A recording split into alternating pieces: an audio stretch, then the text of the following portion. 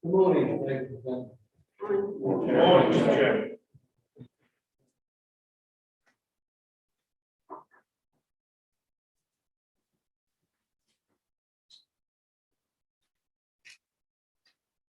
I wanted to start by thanking you and your patience with the arrangement of the meeting today.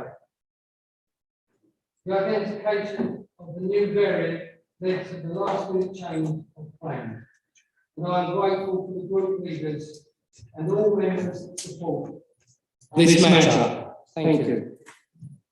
I would like to welcome both members who are socially distanced in the chamber and those who have joined us virtually. Before we start the meeting, I need to talk briefly about how we are broadcasting. This meeting will be broadcast live. We are streaming live to the Essex County Council Democracy YouTube channel. The recording will be available to watch back after. Further details can be found on page 3 of the agenda. Please stand for prayers. Members, I am pleased that prayers will be led by the Reverend Canon Ivor Moody. Reverend Moody.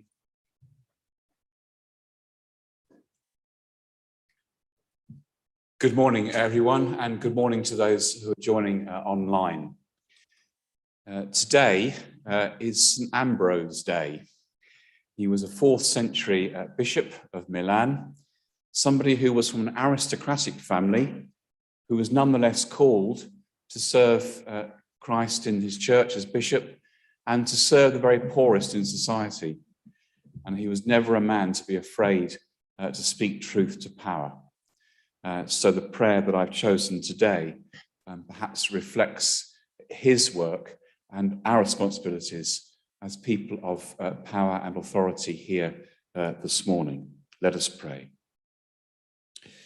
Lord God, our Father, we pledge ourselves to help and encourage and comfort others and support those working for the relief of the needy and for the peace and the welfare of the nations. Guide us by your Spirit today. Give us wisdom, give us courage, give us hope, and keep us faithful now and always. Amen. Amen. Thank you. Thank you, Reverend Canon Ivor Moody. Thank you.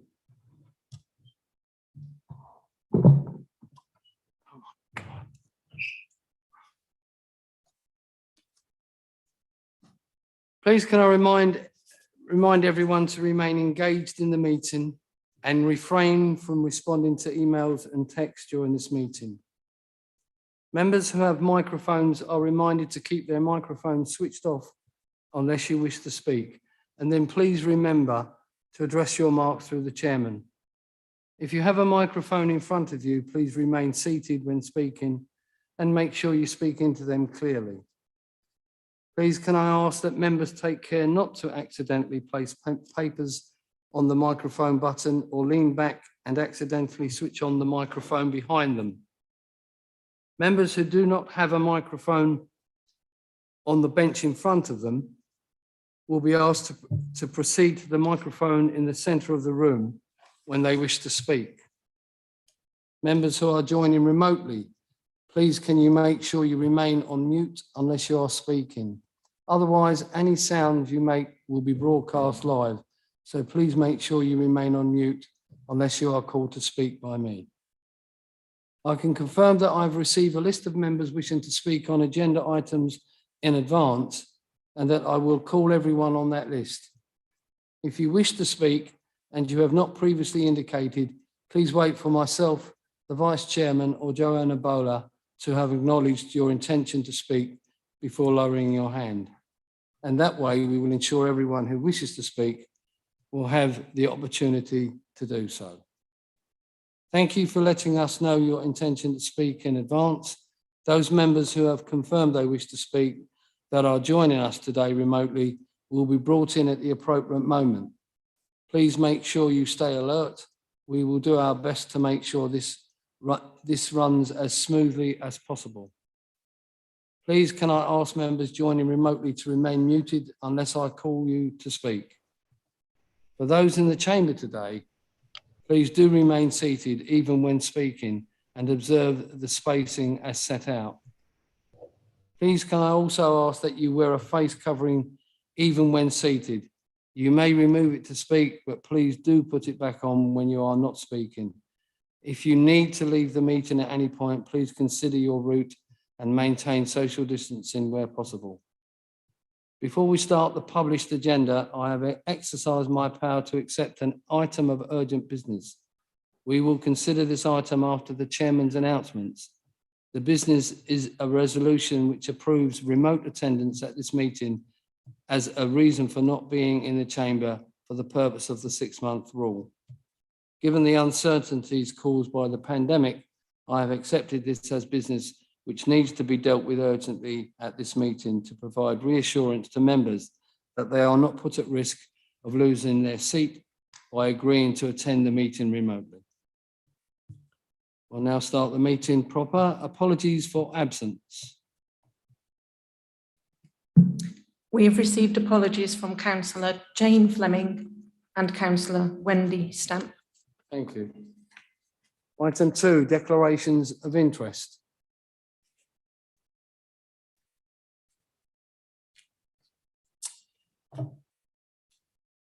Yes, Councillor. Just to say that I'm a tendering lead member on item 9 on the tendering Colchester border gardening community. Thank you. If you think of anything, yes, Councillor Bentley. In a similar vein, although I'm not on the joint committee, nor will I be at this stage, I'm a member of Colchester Borough Council and we took a vote on this last Thursday. Therefore, I'd like to declare that as an interest. Thank you. Thank you for that. So if anybody thinks of anything during the meeting, please let us know. Item 3, confirmation of the minutes of the meeting held on the 12th of October 2021. Item 3, please may I ask for confirmation of the 2 sets of minutes for the meetings held on the 12th of October, minutes of the ordinary meeting of the council and then minutes of the extraordinary meeting of the council. Thank you. I need to sign those.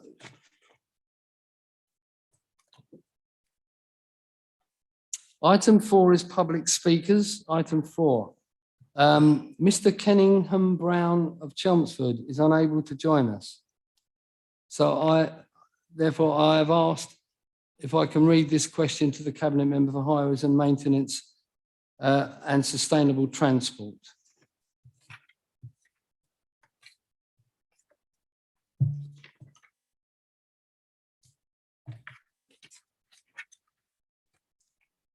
So to the member.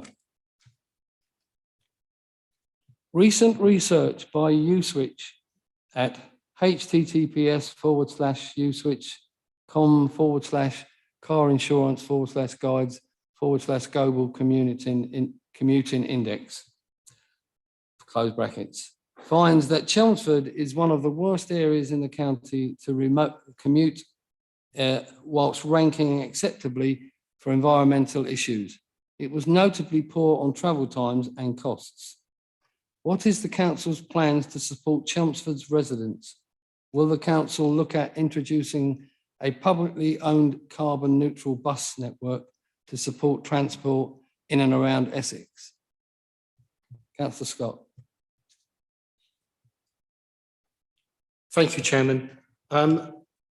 I will be responding to Mr. Kennington Brown in full, but it is not my intention to read out the full response today, other than to say that under both the Bus Service Improvement Plan and Bus Back Better, I hoped that these issues will be addressed in the very near future. But I will be writing a full response to Mr. Kennington Brown. Thank you, Chairman. Thank you, Councillor Scott. I have another speaker, and it's Colchester Borough Councillor Julie Young, who will present a petition to the Cabinet Member for Highways Maintenance and Sustainable Transport. Councillor Young will be speaking via Zoom, which present a petition and ask a question, asking the council to use its influence to appeal to providers to provide bus services in Longridge community better. Councillor Young, please can I ask you to present your petition? You have 3 minutes. Morning, Mr. Chairman, and may I take this opportunity of wishing you all season's Bear with us. greetings and happy Christmas for when that time comes. I'm here today representing my borough ward of Greenstead, which includes the area of Longridge, which falls in the county division of Parsons Heath and East Gates. I've sent the details of the matter to you, Mr. Chairman. But this part of Colchester is very, very poorly served by bus services. There's 145 additional homes going up off Bromley Road. And as you know, and you'll speak later, this area of Colchester is one of huge growth, and we do need better bus services in that area to support those residents who wish to travel sustainably and not rely on their cars. I will email through the details of the petition to member services, so that can be passed to the portfolio holder for bus services, but I would look to him to support us in getting a better service for my residents in Longridge. Thank you very much.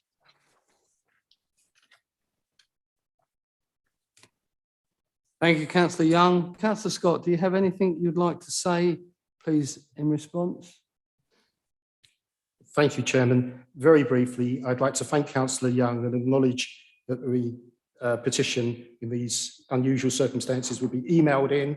I will discuss this with officers and the passenger transport team and come back with directly with a response. And I'd like to say thank you for bringing this to our attention. And as part of the, again, bus improvement plan, this is something that we will look at, but I will come back with a full response. Thank you, Chairman. Thank you, Councillor Scott. So we'll move to item 5, Chairman's announcements and communications. Unfortunately, it's deaths again, and I have Councillor Craig Cannell is the first one. It is with tremendous sadness that there is an empty seat here today. Like everyone in the chamber, I was upset to learn of Craig's passing. Craig only joined us in May, and although I personally didn't have the opportunity to get to know him well, I know he was an enthusiastic individual who had made Essex his home and served residents in Essex, not just on Essex County Council, but also Rochford District and Rayleigh Town Councils. At 32, he had a promising career at Transport for London ahead, as well as his political career. It is a most difficult time for his family, and I know that all are in your thoughts and prayers. I know that several members would like to pay tribute to Craig, and the first is Councillor Mike Mccrory. Would you permit me to stand, Mr. Chairman, on this occasion? Thank you so much. Well, Mr. Chairman, you and I have listened and on occasion taken part in many tributes to former members, and indeed, sadly, 3 times to serving members over the last 16 years or so. But I never, ever thought that I would be standing here today paying tribute to one of our newer members, Craig Cannell, who died last month at the tragically early age of 32. Sadly, Craig was only able to take his place in this august chamber at one meeting in October, as the previous 2 have been in the Sports and Athletics Centre in Chelmsford. Mr. Chairman, may I thank you for arranging for the flag to be lowered to half-mast for the last few weeks since Craig's death as a mark of respect. Much appreciated. My thanks also go to Councillor Bentley and to the Chief Executive for their immediate messages of condolence, and also to Councillor Goggin as Chairman of the Place Scrutiny Committee for his sympathetic words at the beginning of the last Place Committee. Finally, to Joanna Bowler, who has handled all the consequences that follow such a sad event with such sensitivity and understanding. And thanks to you all. I only really got to know Craig after the elections in May. We had met at our party meetings, latterly online, of course, over the last few years. His contributions were always thoughtful, well argued, but above all, always with the overriding concern for the people and community he served. Such was Craig's commitment to his local community. He served as a Rochford District Councillor from 2018, as well as a Rayleigh Town Councillor from last May. He will be remembered for setting up the Community Banking Hub, which he set about organising when all the banks in Rochford gradually closed all their branches. This enabled each bank to operate on 1 day a week from the hub, carrying out transactions on each other's behalf. A truly innovative scheme which required great imagination, energy and drive, and one Craig could be rightly proud of. Originally from Beverley, Craig grew up in Boston, Lincolnshire. After graduating from Sheffield University with a first, Craig joined the Ford Motor Company as a graduate trainee. He looked around Essex for somewhere to live and decided on Rochford as an interesting place with historic buildings, open spaces, as well as being a convenient commute. And in more recent times, he joined Transport for London, specialising in IT systems. I discovered yesterday, talking to people at the wake, that Craig was also a football fanatic and followed Boston United FC with a great passion. Those who could wore club shirts, and the wake was held at their impressive ground just outside Boston. As a young person with his skill set, he was just the sort of person we need as a councillor. Recently engaged to Charlotte, he had his whole life before him. So much to offer. Tragically, it was cut short with devastating effect on his loved ones, the wider family, his friends and colleagues on all three councils, and of course, on the local community he loved to serve. He will be sadly missed. Thank you, Mr. Chairman. Thank you, Councillor Mccrory. I also have Councillor Mike Septo who wishes to say a few words. Chairman, with your permission, may I stand as well? Thank you. I first met Craig when I was deputy leader at Rochford District Council. We had many discussions, chats, and debates on various aspects that he was bringing forward. And the one thing I will always remember is that after the meeting, he would always come back to me and say, I enjoyed that debate. Thank you very much for your time. He was a gentleman. And as the previous speaker has already said, he was particularly proud of the Rochford Banking Hub. It was set up because we just ran out of banks. They all disappeared. He served on a number of committees with Rochford, from development to standards to review and licensing. I will miss him. He was always had a different view, but he was always very conciliate with that view and always very understanding of everybody else's point of view. So, Chairman, he's a big loss for Rochford Council. Thank you. Thank you, Councillor Septo. So I'll move on to the second item, and it's former Councillor Bill Dick. It's with sadness that I have to inform members that the former County Councillor Bill Dick died on Saturday at the age of 87 years. Bill was the member for Thundersley from 1997 to 2013. He also served for many years on Castle Point Borough Council. Bill had a keen interest in social care. He sat on many committees, including chairing the Community Care Adult Social Care Policy Development Group. And I believe the Vice Chairman wishes to say a few words. Jill. Thank you. Thank you, Chairman. I knew Bill for over 40 years, not just as a fellow councillor, but as a friend as well, along with his wife, Barbara. I attended our Mayor's Carol concert on Sunday evening, which happened to be in my division in Hadley, where his death was announced, and the audible gasps from the congregation will remain with me. He had been a district then borough councillor at Castle Point for many years, and indeed was still a serving councillor up until his death. He was also a former mayor. I served with Bill here on several committees, and he was a mine of information when it came to planning. What he didn't know wasn't worth knowing. Prior to becoming a county councillor, he worked for BT. On a personal level, he and Barbara enjoyed many happy times at their mobile home in Suffolk. He enjoyed playing bowls, walking, and jogging.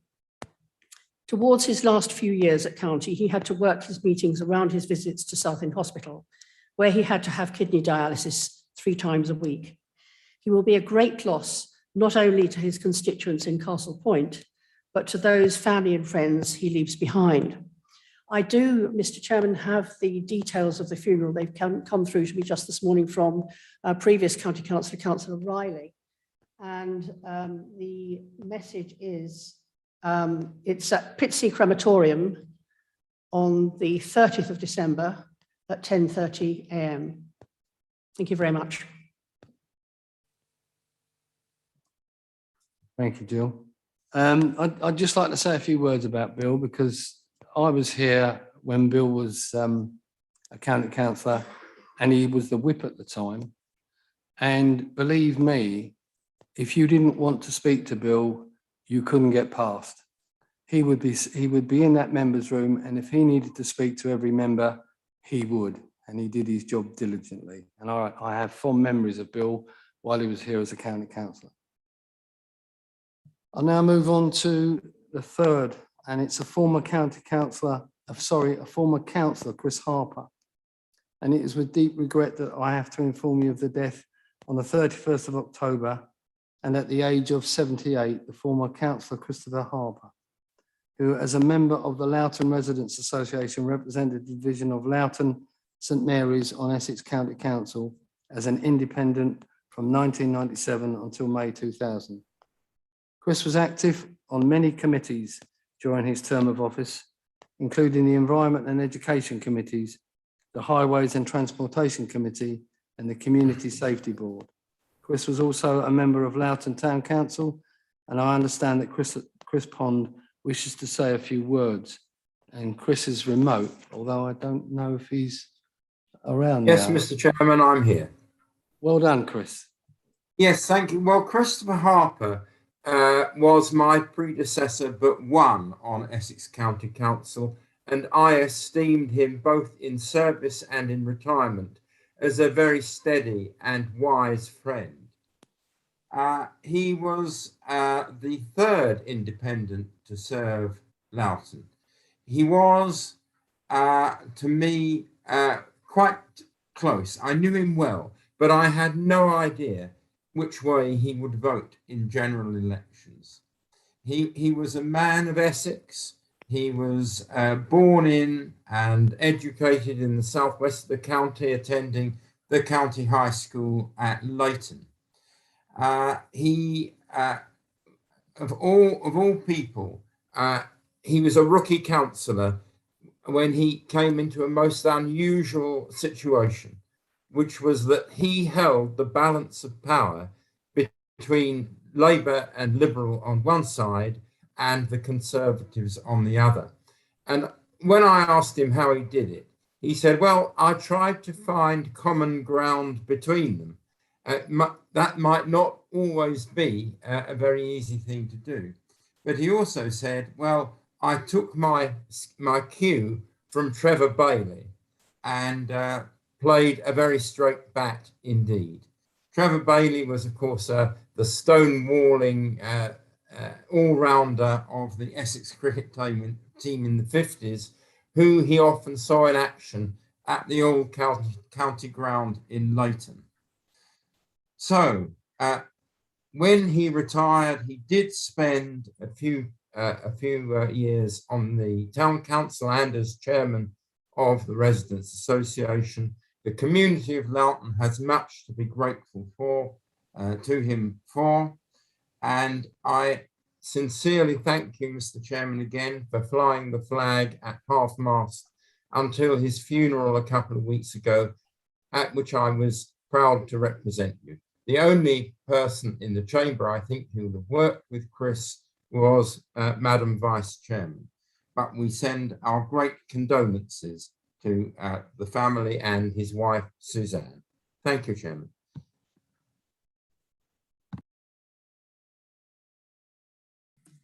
Thank you. Finally, Sir David Amos MP. So it was with disbelief and shock that the events in Southend, our close neighbour, unfolded just a few weeks ago. This shock was followed by sadness. Many in this room knew Sir David and worked with him. He was clearly a man of Southend who did what we all strive to do, serving the people of the place where we were elected to. Sir David worked tirelessly for the people of Southend and beyond that, and will not be forgotten. I laid a wreath with the deputy leader and then attended his funeral representing us all. It was moving to read and hear the tributes and what he meant to the people of his constituency. A number of members have asked to pay tribute to Sir David. So, Councillor Lee Scott. Thank you, Chairman. This is tragically the second full council where I have had to pay tribute to a former colleague. Sir David was quite a remarkable person in a number of different ways. We first met when he was councillor in the London Borough of Redbridge. Our paths didn't cross again until I was elected to Parliament, where it is very, very daunting. There's no real training, certainly not in my day. And David was there with a kind word, a smile, to help you through the most difficult period, which is the first few months settling in. David and his family were very special people. David was a particularly religious man. He believed passionately in his religion. He served the communities wherever he represented with such passion that I think there's very few members of Parliament who could match that passion. He was liked by all. In some ways, not dissimilar from the last tribute I was paid in this chamber. There was no one with a bad word to say against David. He may well have had disagreements with different people, but they all admired the way he carried out his duties, how he worked. I'm not going to refer to the tragic circumstances of his death because I don't think that would be appropriate with everything that's going on at the moment. But what I would say is his memory will live on. He got what he always wanted, the city status for Southend. I remember on one occasion, Mr. Chairman, being present at a meeting with him, which had absolutely nothing to do with Southend. And at the end of a speech, he stood up and said, and what I really call for is for Southend to be made a city. He never, ever wavered from that. Anything he said, his memory will live on, and all of our condolences and thoughts must be with Julia and the family. These are really tragic circumstances. Parliament has lost two great people who are almost irreplaceable. May his memory rest in peace. Thank you, Mr. Chairman. Thank you, Councillor Scott. Councillor Chris Pond wants to say a few words. Chairman, thank you.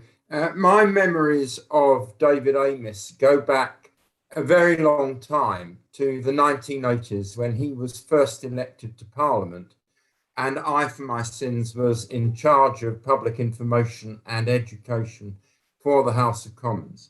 And Councillor Scott mentioned training. Well, not only was there little training for members, there was absolutely no training for British school children about how democracy worked and how Parliament worked. And that was something that David Amis set about with the education officer who was part of my team to rectify. And he put an amazing amount of energy into the educational visits programme, and later for the incorporation of parliamentary and democratic knowledge in the national curriculum. Of course, he represented an Essex constituency and then moved over the border into Southend. And he was a man of Essex in the sense that he was born in West Ham, and he very much cultivated the character of the cheerful Cockney sparrow, and no better ambassador for Parliament could be thought of. And I, like Lee Scott, mourn his passing, especially in the awful circumstances which took place. Thank you, Councillor Pond. Please can I ask members to stand for a minute's silence?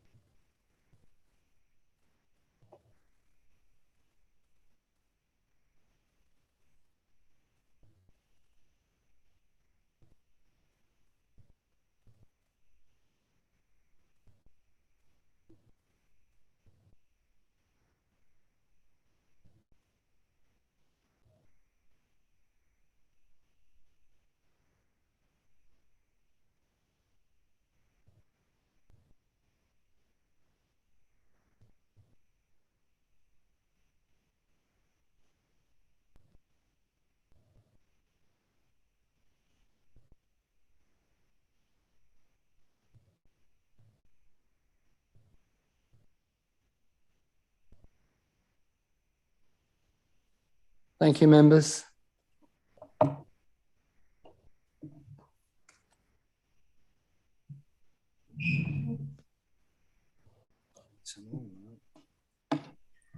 Moving on to some good news. Awards. I'm pleased to say we have a bumper set of awards to announce today. Firstly, Visit Essex won the South East Heap of a PR award earlier this year, which was announced at the July Council. However, they have now won the National Award, and I believe Councillor Mark Durham, as Chairman of the Visit Essex, wishes to say a few words. Councillor Durham.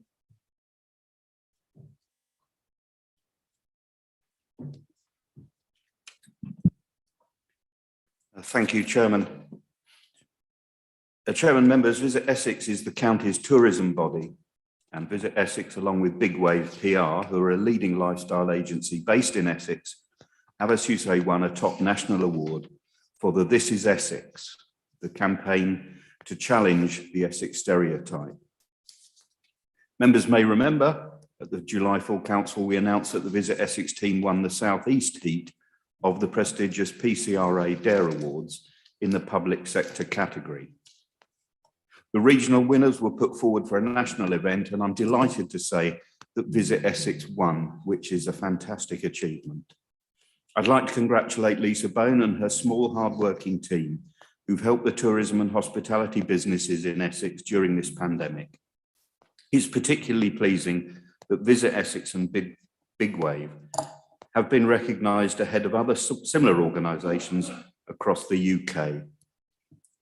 I strongly encourage members to look again at the Visit Essex website, to look at the videos that were produced for this campaign, and also encourage your residents to do so. And you'll find some of the hidden gems across this county that you and your friends and family may wish to visit over the Christmas period. Thank you. Thank you, Councillor Durham. I'm pleased now to say that Essex County Council have won the award for Social Work Employer of the Year and National Adult Social Worker of the Year, Gold Award Essex Social Worker. I'm sorry that those nominated and recipients are not able to attend the meeting today, but I understand they are watching the live stream. I believe Councillor Beverley Egan wishes to speak, followed by Councillor John Spence. Councillor Egan. Thank you, Mr. Chairman.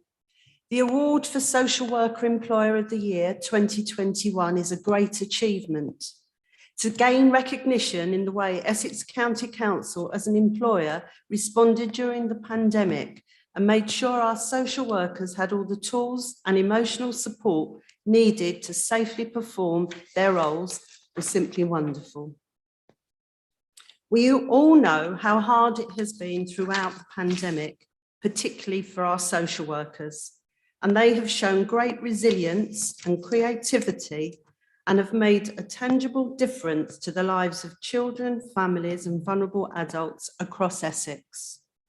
For this, we thank them for what they've done, what they do and what they will continue to do. Thank you, Councillor Egan. Councillor Spence. Well, thank you, Chairman, and of course I endorse those thanks given by Councillor Egan. It is a quite extraordinary achievement that we should win this National Employer of the Year award. Essex portrays one of the most complex, one of the largest social care operations anywhere in the country. How much harder it is to win when you're dealing with that scale and complexity than it is if you're in a smaller place. As Councillor Egan has said, to do so in the year of the pandemic tells so much about the care and concern and compassion alongside that purpose and discipline, which were the hallmarks of all that were done. And if we give thanks to every social care worker, we do, of course, need to particularly note the leadership teams headed by Helen Lincoln and Nick Presnick. Mr. Chairman, I do have the award with me here. In the circumstances, I will be grateful if you will imagine I am presenting it to you. Thank you, Councillor Spence. If I then move on, not only did we do that, but we had 2 finalists in the Adult Social Care Worker of the Year. There was Lucy Law, who joined us over a decade ago and works in the areas of mental health. But then Melanie Noel was not just the finalist, but the winner. Melanie is a quite extraordinary social worker. She combines that care and concern for her clients and all those who work with her in the ways that we expect. But what marked Melanie out in the eyes of the judges was that she's an instigator, an innovator. She created work to do with trauma therapy for parents who have lost children or into situations of domestic abuse. Indeed, Mr. Chairman, when I received the details of all that Melanie has done, it would be too long for me to read it in this meeting. I'm truly sorry that Melanie and Lucy can't be with us this morning, but I know, as you've said, that they are watching, and I say to them, very well done. You've not just acquitted yourselves well, you've not just set a great example for others, but you've inspired us to understand just how doable certain things are. Thank you, Mr. Chairman. Thank you, Councillor Spence. I'm also pleased to announce that just last week, Essex County Council won outstanding contribution to project management in the not-for-profit sector at the Association of Project Management Awards. And I believe Councillor Louise McKinley wishes to say a few words. Councillor McKinley. Thank you, Chairman. You are correct. Essex has won a prestigious award last month at the Association of Project Management Awards, where we won the outstanding contribution to project management in the not-for-profit sector. The professional home of project management in ECC is Transformation, Delivery and Support. Members may know that as TDS. They are a standout team, and through combining innovation with project management disciplines, they have secured a track record of success, which increasingly has led to them sharing their knowledge, expertise, and providing guidance to other local authorities. It was an honour to be recognised by an organisation that considers all sectors and to be the only local government organisation to win. This is a great foundation to have, which will hugely help and support the delivery of everyone's Essex. I would like to take this opportunity to thank everyone involved for all of the work that they do in practicing their exceptional project management experience on a daily basis, which enables each and every one of us to deliver for the residents across the county. Thank you. Thank you, Councillor McKinley. Lastly, I'm pleased to tell you that 7 of our country parks have secured Green Flag Awards for the very best parks and green spaces. Councillor Butland, I believe you wish to tell us more. Councillor Butland. Thank you, Chairman. Yes, our country parks have been recognised for their excellent standards by being awarded the Green Flag status for the 3rd year running. Green Flag, Chairman, recognise and reward well-managed parks throughout the country and demonstrate that the spaces meet the needs of the communities that they serve. The Green Flag status also confirms that the country parks boast the highest possible environmental standards, are well maintained and have excellent visitor facilities. The Essex country parks of Belhouse Woods, Cudmore Grove, Danbury, Great Notley, Hadley, Thorndon and Weald have all received Green Flag status and will be displaying their flags within the park grounds. Mr. Chairman, this award comes at a time when our country parks have shown how important they are to support people's physical and mental well-being, particularly over lockdown, and when we attracted our highest ever visitor numbers of nearly 1.5 million visitors.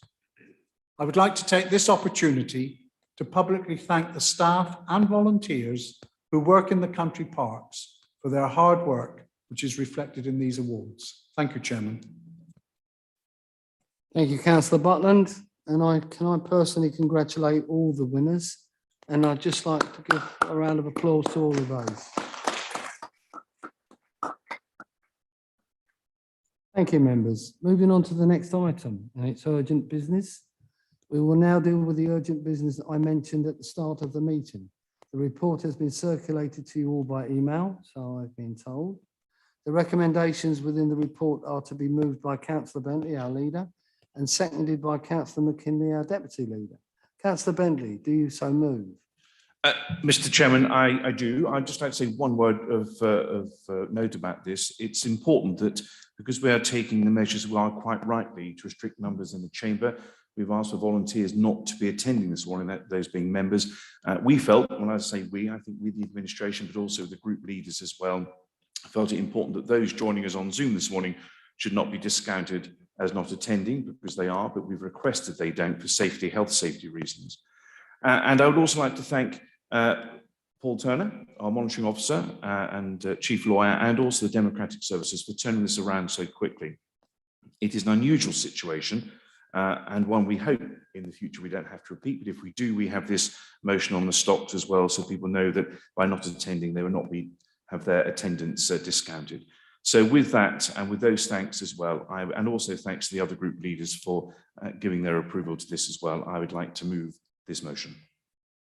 Thank you. Councillor McKinley, are you seconding this recommendation? I'll second that, Chairman. Thank you. And Councillor Bentley, I have a note here saying perhaps you would like to present the report, or have you already done that? Without prolonging the meeting, I think I've summed it up. It's there for everyone to see. It's quite clear, and I would hope everyone would support it. Thank you. Before we consider the recommendations, are there any members in the chamber who wish to speak? So, are we agreed? Thank you. Can I move on to the next item, and it's petitions. Item 6 is on the agenda is for the receipt of petitions. I have received one petition from Councillor Siddle relating to Kestrel Rise, Halstead. Councillor Siddle, do you wish to present? Yes, thank you, Mr. Chairman. A car was abandoned outside Mr. and Mrs. Corney's property, 4 Kestrel Rise in Halstead. It was partly on the pavement and really just a few feet from their door, in front of their bungalow. The car was reported to the authorities, but before it was removed, it was torched and the fire brigade were called and it was put out.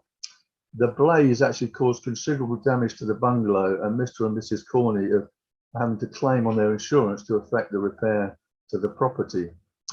As you can imagine, this event was absolutely traumatic to the owners of the property. And it's also caused severe damage to the pavement and road. Many elderly people use this stretch of pavement as it's a key link into the town of Halstead. The surface of the pavement is now very slippery and the heat has destroyed the grit and surface. And to make matters worse, it's a considerable gradient. And I very much share the concern of many people who signed the petition that this will prove dangerous during the winter months. And I ask if Councillor Scott could urgently take a look at this to see what can be done. Thank you, Mr. Chairman. Thank you, Councillor Siddle. Thank you, Chairman. Just simply to say, I do take this matter seriously. We'll ask officers to look into this and respond to it. Thank you. Thank you very much. Thank you very much. Can we move on now to item 7, executive statement? And now invite the leader of the council, Councillor Bentley, to make a statement entitled Promoting and Safeguarding Confidence. Thank you, Mr. Chairman. And normally I would have a prepared statement that says opposition, but I don't have one. I'm going to some notes this morning. Things are fast moving. I hope there's nothing too controversial. So, of course, others aren't. Just in starting, I just want to pay my own tribute to all the staff who have recognised in those awards, the staff, their team, this whole organisation. We are still living in difficult times with COVID, as you know, which I'll mention in just a second. And to achieve what our teams are achieving is a great tribute to them and to this county council and all the people we represent as well. Now, there are three things I just want to mention very briefly this morning. I won't take up a lot of your time. The first thing is on COVID and the latest. The second is on our military covenant, which is hugely important to us as an organisation. And also, I want to give you some brief details of a new arts fund we are going to launch in January. More details will come, but just to give Council the heads up that that is on its way as well. So just on COVID, I want to pay tribute to our Director of Public Health and our Chief Executive and other senior officers and other officers, both here and at Brentwood District Council, when we discovered that the second known outbreak of Omicron was discovered in Brentwood. Our teams mobilised very quickly, including our comms teams as well, both here and in Brentwood, to make sure information was passed to the public as quickly as possible. And for all those colleagues in the NHS who worked on test and trace as well, the sheer amount of speed with which they operated was phenomenal. I saw that at first hand as an observer to a certain degree. It was clear the professionals take over in this case, but nonetheless, as leader, I was consulted all the way through, and I want to pay huge tribute to them, and also to my colleague John Spence, who was actually not here in Essex at the time, but also making sure he was kept informed of what was taking place. And a thank you to the public as well for the way they responded, particularly those directly affected, and made sure they did the right things at the right time, and also those who run businesses who are also helping us as well. We come at a time now with Omicron, which we're now discovering, of course, across other parts of the country. We had a meeting recently of the COVID Outbreak Board, which we established when this pandemic first started. And now there's a general plea out for extra venues. I'd like to thank all my district council colleagues, the leaders who are actually assisting in finding additional venues so the booster can be given. And we're now looking for volunteers as well. And if you would like to volunteer, both here as members, but also generally in the public, you can either look on the social media for links that will become available, but also tap in volunteering in Essex will be helpful to make sure we can have the same response we did when the outbreak first took place, and also asking people to help with those vaccination centres as well. Two things are important, certainly as far as we are concerned, which is make sure we wear face masks, which we are doing here today, unless we are seated and speaking. And when we move around this building and also all public buildings and public transport, to wear face masks and to receive booster jabs as well. I think that's something I hope we all fully endorse and make sure people in our communities are kept safe and well. The second item I want to talk about is our military covenant. Now, many of you will remember back in 2012, we signed the military covenant. And of course, this county has a huge, proud, long history of military heritage with the military in this part of East Anglia. And Essex, of course, is home to Colchester, which is one of the longest serving continuous army garrisons dating back to the Roman times. My fellow Colchester members who are here or listening as well will know. And we're very proud of our troops right up to the present day, and of course, the work they did in Afghanistan at very short notice in recent times. But the history goes beyond and far and wide, because not just Colchester, but Carver Barracks in Debden as well, in the Uttlesford area. And previously we've had barracks in Brentwood, at Wheeley and Clacton, and a naval base, of course, at Harwich, which many of us will know about through history. And we've had RAF airfields right across this county. If you go down to Remembrance Square, you'll see a great long list of them during the Second World War, but of course famous also for Stomaris, which was, and I believe still, the only surviving First World War airbase there is, and also is a great attraction now for people to go and see. Now, we believe there could be up to 100,000 ex-service personnel in Essex, and therefore the Armed Forces Covenant was created in 2011 to ensure that those who serve are treated with fairness and respect.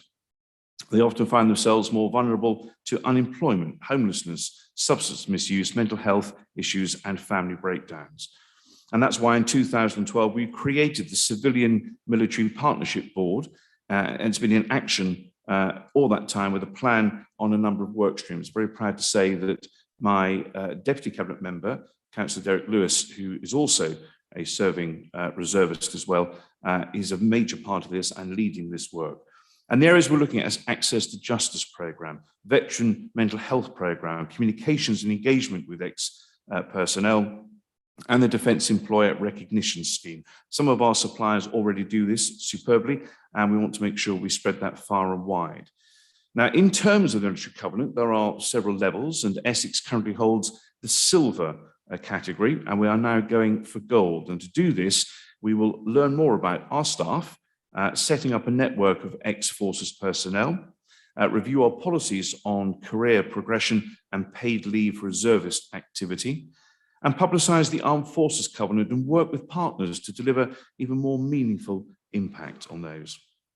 And we need help. We need help from you, our councillors, because in your divisions, almost certainly there will be people who are connected to or directly have been serving in the forces. And Councillor Lewis will be able to help you with any of that. If you want to talk to him, he will be able to find out where personnel are and how and where they live in terms of you representing them to help them.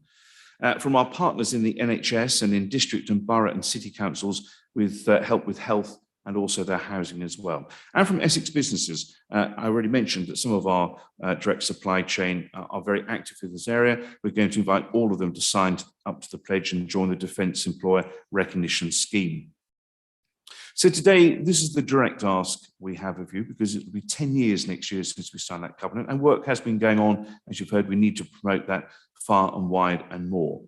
And so to all our councillors, that if you have serving personnel, perhaps we can help you to help them and point them in the right direction for them to receive help in the future. And again, Councillor Lewis is there to help you. And with all our partners, as I've mentioned, in health, police, fire, and in our district, borough and city councils as well, we'll be asking them to work with us, which they do, and many of them have already signed. In fact, I think all of them have already signed in our county, the covenant, but working together, not individually, working together across the piece on this. So it's seamless for those who need help. And also said to our county's businesses as well, to make sure that where we can, certainly in our supply chain, but wide beyond that, and working with business organisations, we can ask people to help ex-service personnel, many of whom who move to our barracks, particularly in Colchester, will live here and settle here and raise their families here as well. And it's important that we pay back to them the great service they have shown to our country in very trying circumstances. The last piece I want to mention is around the arts. And you will know through Everyone's Essex and the work we are doing through Everyone's Essex and will continue to do. I say to colleagues, that work is never complete. It will be going on for as long as I think that we are in this county as human beings, because we always need to make sure we're caring for people, particularly the most vulnerable and those who need care, but also to make sure that everyone is equal. You'll remember our strapline of renewal, equality and ambition. That wasn't a strap line for just post the election. It's a strap line for the rest of this administration, and I hope for many years to come as well. And we want to make sure that we are building stronger communities as a key part of our approach across all of those priorities we have in Everyone's Essex. And of course, in climate change, we recently announced the £500 million we are putting towards climate change for local community-led initiatives. You'll know also through the climate change paper at Cabinet, we're putting much more into that into our own estate and making sure Essex leads the way on climate change, but also helping communities to engage and making sure that they can lead in areas, in their very local areas, to improve and reduce carbon emissions. And that's why that fund is there as well. Now, what we want to do is look at the same with arts bodies. Now, arts bodies do a most amazing amount of work. Most of it is unseen. Most of it is not just about exhibitions and theatre productions, although they are great, and we are blessed in this county of Essex having such a great arts diversity community and sector, but it's also making sure that the work that they do, which is helping younger people, older people, into apprenticeships, into making sure that they are looked after and cared for, as we've seen the great work with First Sight, Mccrory Theatre, many others in the county as well, is able to continue. And there are much smaller organisations as well that do equal amounts of work in the community, which are unseen. This is hugely important to us as administration. I hope it's important to all of us as members as well, that art contributes more to our society than we can necessarily see or hear. And therefore, it is important that we try and support these organisations to help us as an organisation as well, to help our community in general. So I want to support and encourage that in some of our smallest cultural organisations with as much help as we possibly can. They do obviously get help from major arts bodies as well. It's about the work they do for us that is unseen. And of course, as we come out of the pandemic, one of the important things is around health and well-being. People, one of the first things they did after lockdown was get back to theatre and to the cinema. That is hugely important for social mobility, also important for social health and well-being as well. So it goes much beyond just what you can see and hear as well. So therefore, under the leadership of my colleague, Councillor Graham Button, and assisted hugely by Councillor Mark Durham as well, in January, we will launch the Arts and Cultural Fund, which will unlock £1 million of funding over the next 5 years to support Essex cultural sectors.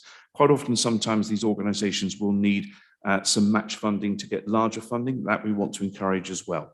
And grants of between £2,500 and £30,000 will be made available to all types of arts organisations of all sizes to help to sustain a thriving cultural sector. I recognise the excellent work they do in helping us to shape the county and support our residents. Details of that will be coming out via Councillor Butland in the new year, but I wanted to alert Council that's coming as well as part of our Everyone's Essex, as part of our commitment to our county of Essex, its people both now and in the future. Mr. Chairman, thank you for your time. Thank you, Leader. I have a list of speakers, and the first one is Councillor Chris Spond. Thank you, Chairman. I was anticipating I might have a number of questions on this, but I think I can confine my remarks to saying I agree with everything the Leader has said. I appreciate in particular the work of the teams that work to counter the problems in Brentwood a week or so ago. And I hope, and I know that Councillor Spence, with whom I'm in touch about it, is also concerned about the reach of the vaccination centres, which are rather patchy over the county. But other than that, I have only to say amen to what the Leader mentioned. Thank you. Thank you, Councillor Pond. I've now got Councillor Ivan Henderson.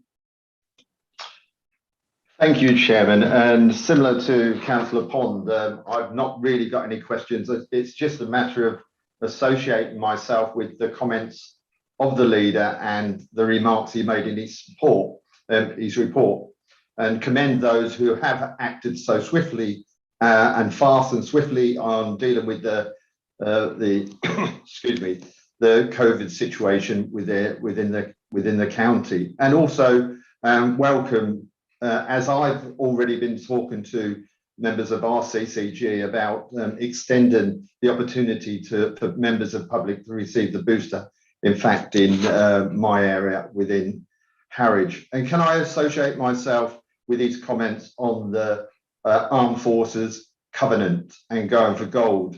Our brave and courageous members of our armed forces, they are very deserving of our support, them and their families, whenever needed, and I'm sure they'll be welcoming the words of the Leader in offering that support. And finally, can I welcome his comments about the arts funding? He will know there are several activities in and around, particularly in Harwich, and I know my groups will be looking very carefully to see if they qualify for any of those opportunities involved in that funding which is going to be made available. So once again, I associate myself with his speech and thank you very much. Thank you, Councillor Henderson. In the chamber, I have Councillor Kerry Smith. Thank you, Mr. Chairman. Most of it is not disagreeable, but I have a question to the leader. I appreciate when he gave his executive statement, he was operating from notes. I think one of the biggest issues we're going to face across the country is the cartel in the energy companies, be it from supplier to producer of energy, seeking to extort people. This is a cold country, this is a damp country, and if pensioners or vulnerable people do the thing just to cover the bills and turn the heating down, that's going to start filling up hospital A&Es.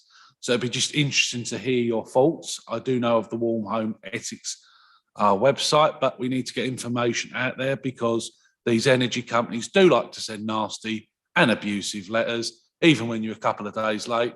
I don't mind because I just stick in my ones in the shredder. They get paid when I get paid. But a lot of people don't take that view and they allow these energy companies to worry them sick. So it'd be just interesting, Mr. Chairman, to hear what the leaders' views are on this one, because I'd rather people keep warm and these energy companies just don't have to wait for their money. Thank you, Councillor Smith. Leader, would you like to wait till the end of the speakers or do you want to take questions as they come? I'm happy to answer if you allow me to, Chairman. Thank you. Absolutely. Just very quick. I have a lot of sympathy with what Councillor Smith has said. And of course, we have no direct jurisdiction here at the County Council on that, other than a moral one, of course.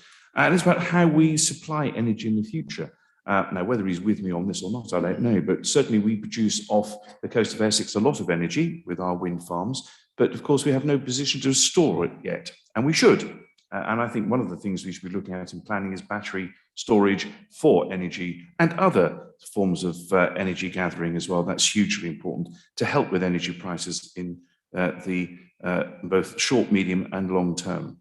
And I think certainly you mentioned the warm home schemes.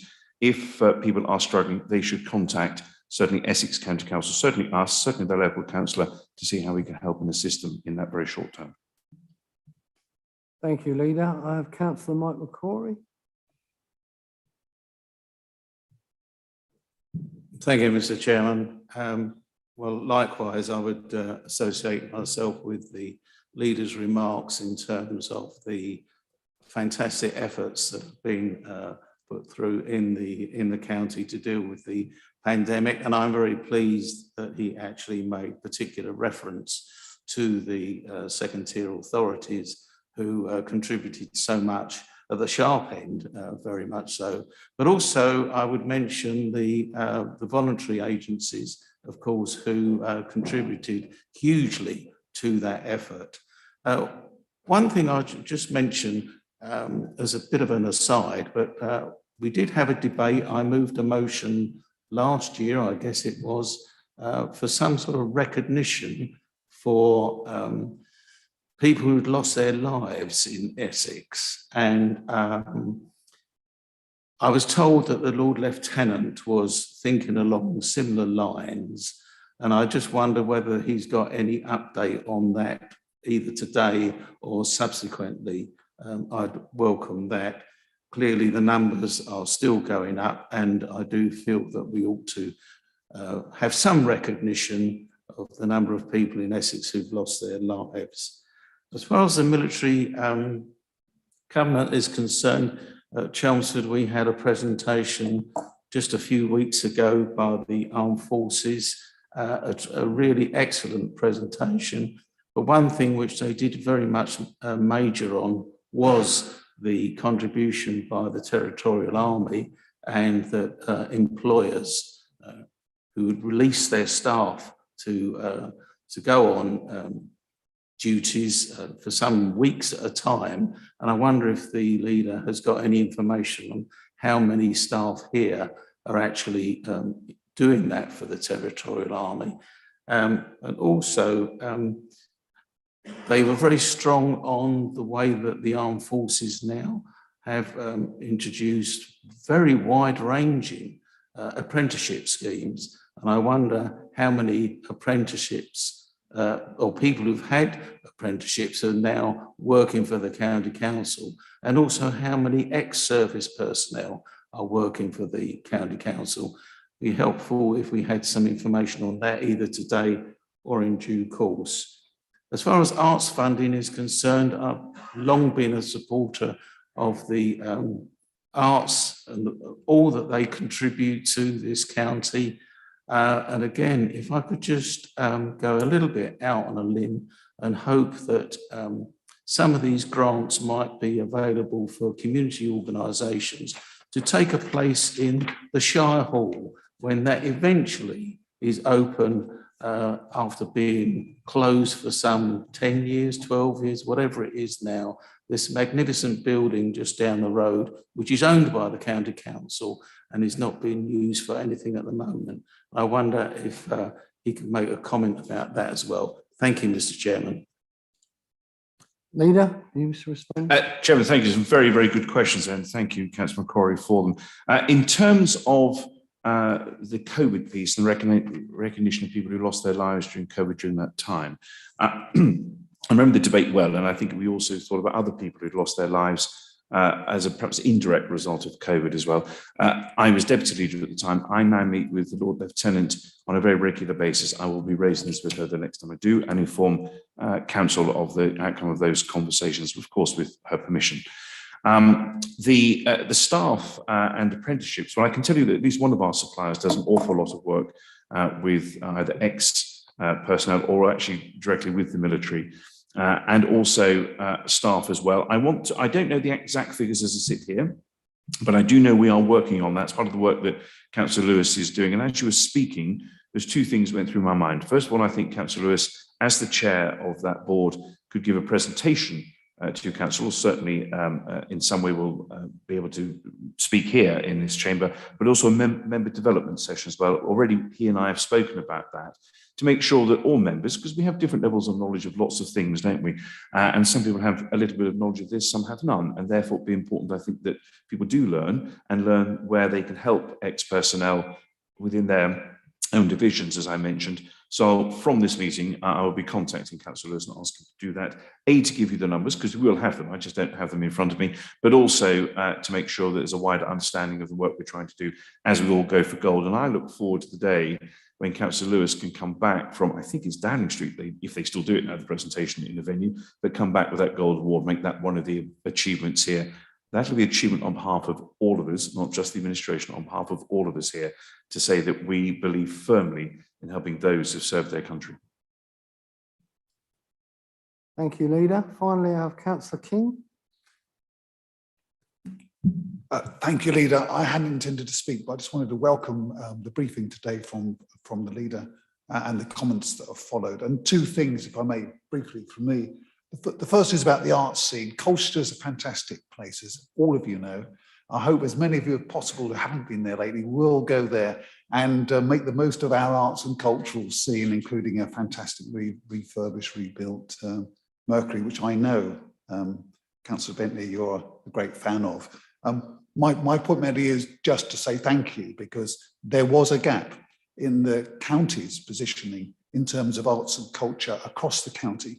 And I know from my past experience in administration up to May of this year, how much that matters when we, together as elected politicians, try to work with others to get the most we can for good institutions. We have to have a presence. And if we don't have a presence in support of our institutions, we weaken their ability in the match funding environment you alluded to extract, frankly, what they deserve from central government. So it's symbolic, but powerful, that working together, which the Colchester Borough Council in any administration has continued to do. So it's a big thank you. I know that will be really welcomed. I hope they're all aware. I look forward to a large award. And one illustration, Chairman, is places like First Sight have helped many thousands. They are Museum of the Year, Arts Museum of the Year for a really good reason. It's their social impact. So again, my thanks. My second point is about the Armed Forces Covenant. I have Armed Forces members past and present or pending, a grandson about to join. So I take a particular interest in this, and there's some here else I've worked with the military.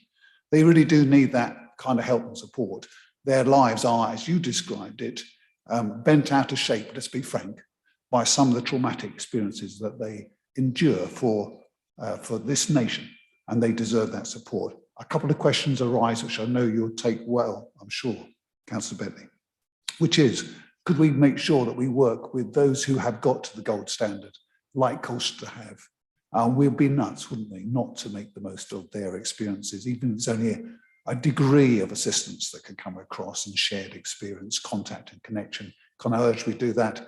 And can I urge also that in welcoming the presentation that you've suggested might be arranged, that we look for real indicators of the progress, schedule, and keep members up to date. This is one of those things where a statement alone is not enough. We have to have action, and we need to have some sort of sense of it. I know there are many other priorities, but I urge that we follow through, because it's one of those things, one of those places where the impact on people who served our country is real. Their needs are real and often out of sight. Thank you. Councillor Bentley, do you wish to respond? Very quickly, Chairman, thank you. On the first point, yes, thank you for your comments on the Arts Fund as well. I completely agree, and I endorse everything you've said about Colchester. As the leader of Essex, I should say other arts venues are available, of course, and they are great too. But yes, you're quite right. And in the support we can give, which sometimes may be small, but actually shows a real indication to other national arts bodies that we are serious in Essex, as we are in each of our districts, to help the arts sector, to help our society. That is the reason for doing it. On the point of the Arts Covenant, well, I can tell you that, of course, Councillor Lewis is listening. He's not physically here, but he's here, as you know, and he is listening to this, and he will pick up the point you've made. I agree completely. Of course, we want to work with our districts. This isn't just Essex County Council. This is us in elected office across this entire county, and I would include the unitaries in that as well, by the way. We'll have conversations with them. Like most things, only we seem to see and recognise boundaries. Society ought not to recognise boundaries and work together very clearly, and we will do that. And those real indicators, you're absolutely right. Councillor Lewis has already messaged me. I can tell you to say he's picked that up, and I'll make sure that at his presentation, he will make sure rather at his presentation, he has those real life experiences. And I may go as far as to say he may well be able to bring ex-personnel along to talk to us about their experiences, which might be useful as well. Thank you, Chairman. Thank you, Leader. Moving on to item 8, council issues. Item 8 is to be found on page 37 of the agenda pack, and it is to receive the report from the Leader of the Council of Council Issues. The recommendations within the report are to be moved by Councillor Bentley and seconded by Councillor McKinley. Councillor Bentley, do you so move? Mr. Chairman, so moved. Yeah, I'm cold. It's all right. Councillor McKinley, are you seconding the recommendation? I'll second that, Chairman. Thank you. Thank you. Councillor Bentley, perhaps you'd present the report. As it is laid out in the order paper, I'm happy to let it rest there unless there are any questions, Chairman. Well, I have no members that have indicated. Does anybody wish to speak to it this morning? No. So members, we have the recommendations moved and seconded. So now I ask you if you are agreed. Thank you. So we move to item 9, establishment of a joint committee for the tendering Colchester Borders Garden community. Item 9 is to be found on page 44 of the agenda pack, and it is to receive the report from the Leader of the Council on the establishment of a joint committee for the tendering Colchester Borders Garden community. I understand that the recommendations on page 59 are to be moved by Councillor Wagland and seconded by Councillor Cunningham. Councillor Wagland, do you so move? I do so move. Thank you, Mr. Chairman. Councillor Cunningham. Thank you. Got in there.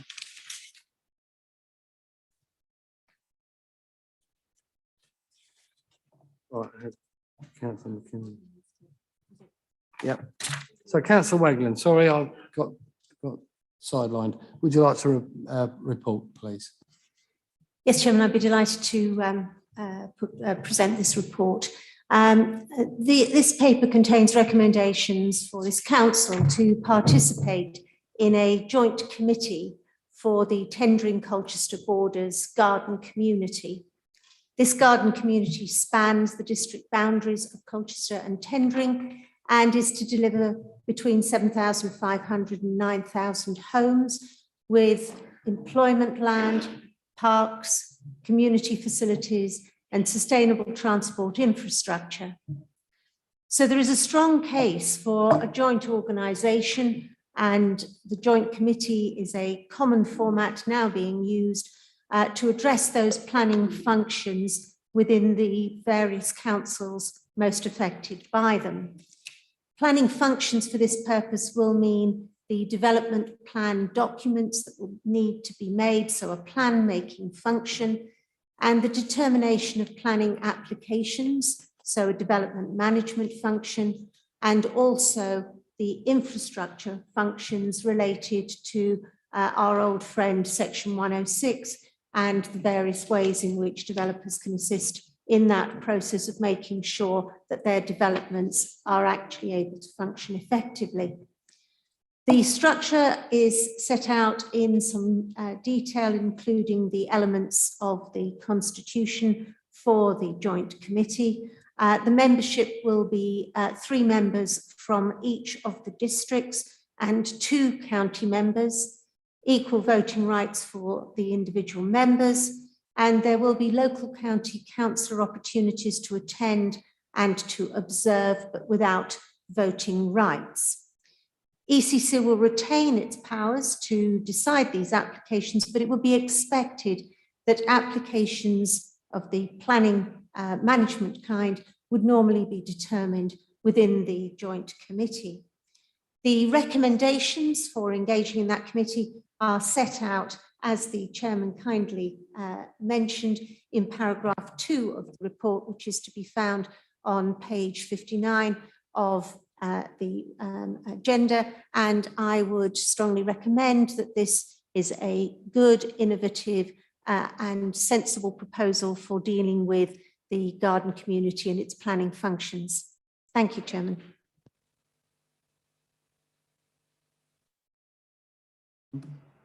Thank you, Councillor. I've now got a list of speakers who wish to speak, and the first one is Councillor Tom Cunningham.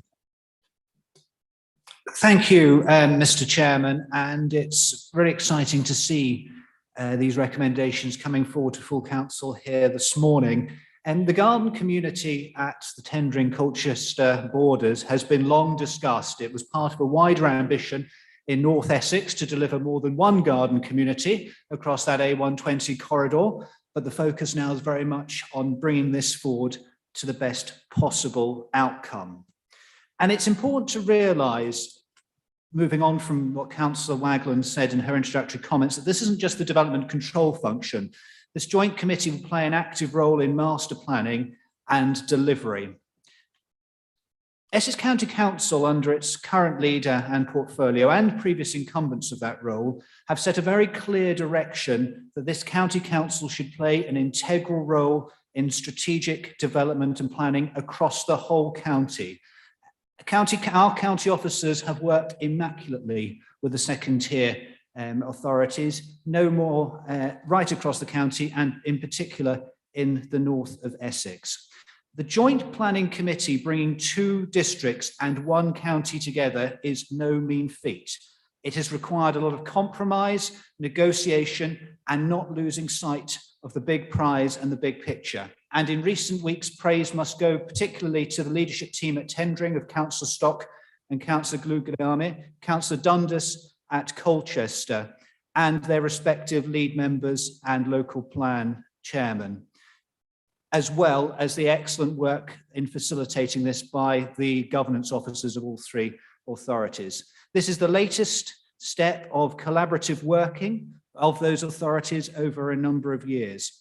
Mr. Chairman, taking the big picture approach to strategic housing development requires local leadership with considerable guts.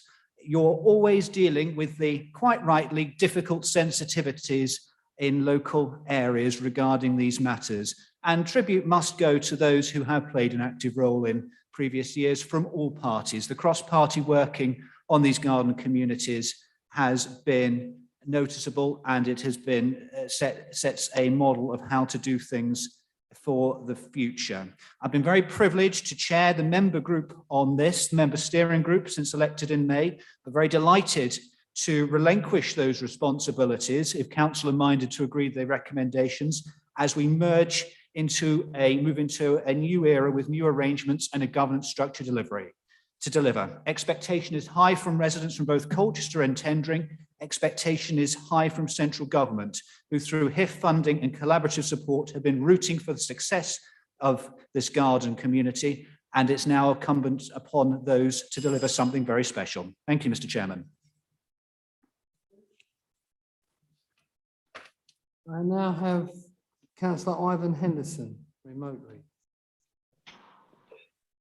Thank you, Chairman, and I speak on behalf of my group in saying that we too support the establishment of this joint committee, but I just wanted to raise one or two things which we've discussed at Tendring District Council as well, and we've had some really good debates with myself and Councillor Carlo Giuliani over these issues. One of the things I want to just raise, because it doesn't mention it in the report, and I mentioned it again at Tendring District Council, I would expect there to be some kind of scrutiny because we're talking about delegated functions to this committee. So I would like the portfolio holder, when she comes back, to perhaps mention that and confirm that there will be scrutiny on this committee, because it does cover a vast amount of big policy areas, including the spending of 106 and what that spending's on. It covers transform and transport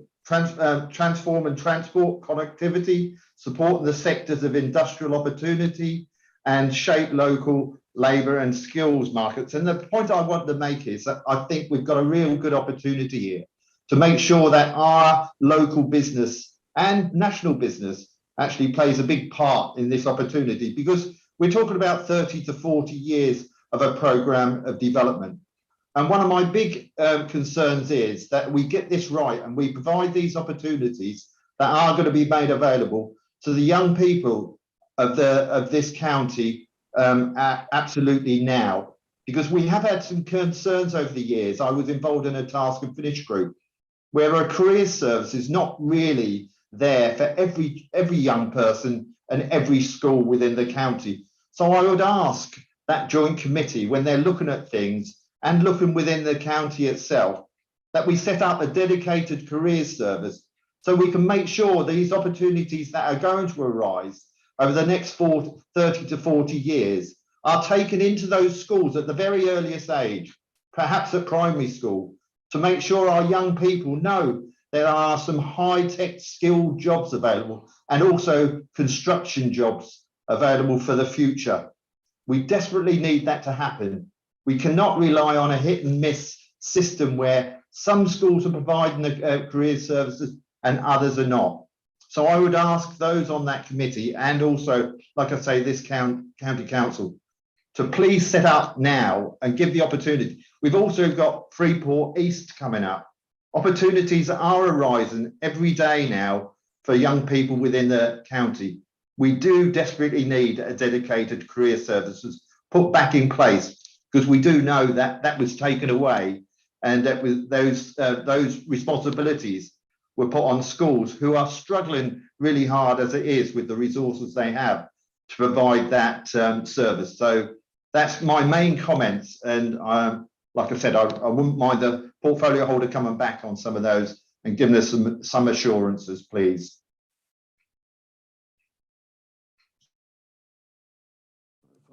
I now have Councillor Dave Harris remotely.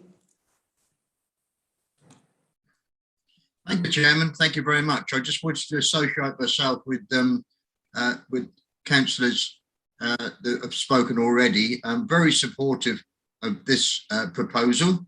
For me, the garden communities are very controversial, but for me, they are the future.